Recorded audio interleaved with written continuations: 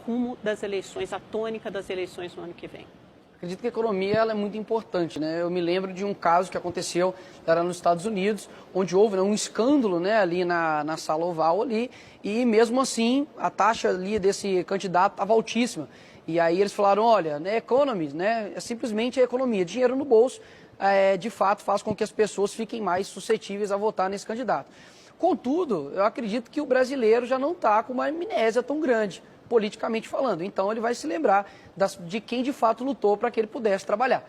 Então, no sentido, por exemplo, do agronegócio, né? Nós tivemos aí recorde de safra, de intersafra, né, de produção, e porque esse setor não parou, porque fosse considerado essencial.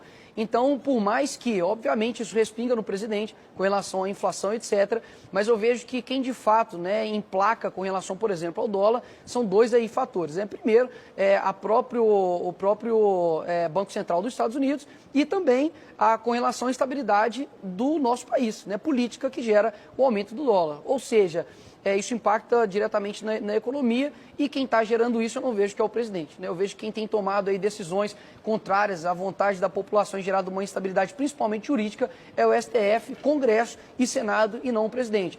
É claro que eu não estou falando aqui que ninguém cometa erros, ninguém cometa excesso, mas eu vejo que as pessoas vão se lembrar daquele que alertou para que o vírus mata, mas também o desemprego e a fome mata. E agora nós chegamos no fica em casa, economia a gente vê depois. Esse depois chegou e agora eu acho que as pessoas não irão esquecer de quem batalhou para que eles trabalhassem.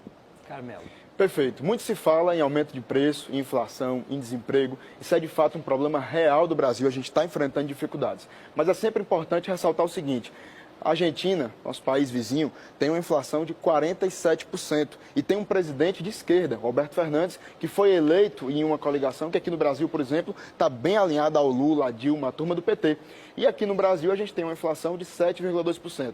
Lembrando, isso é uma crise passageira, é uma crise momentânea. Ninguém conseguia prever uma pandemia. A gente passou por uma pandemia. O presidente Bolsonaro deu auxílio emergencial que fez com que o Brasil gastasse mais do que estava previsto em anos anteriores, até porque ninguém conseguia prever a vinda da pandemia. Teve o programa da manutenção do emprego e da renda, que preservou 13 milhões de empregos em 2020 e 2021. Então, uma comparação, enquanto o PT deixou 13 milhões de brasileiros sem emprego, Amanda, o presidente Bolsonaro preservou 13 milhões de empregos no Brasil. Então, essa é a verdade. A gente está vivendo uma crise momentânea, passageira. A gente não pode falar aqui que é culpa do presidente, porque não foi ele que fechou o comércio, não foi ele que disse para todo mundo ficar em casa e que a economia a gente ia ver depois. Então, só uma leve comparação aí da Argentina, nosso vizinho, do quão ruim está a situação lá e que pode ficar muito pior no Brasil se a gente for para a mão de um comunista, de um presidente de esquerda.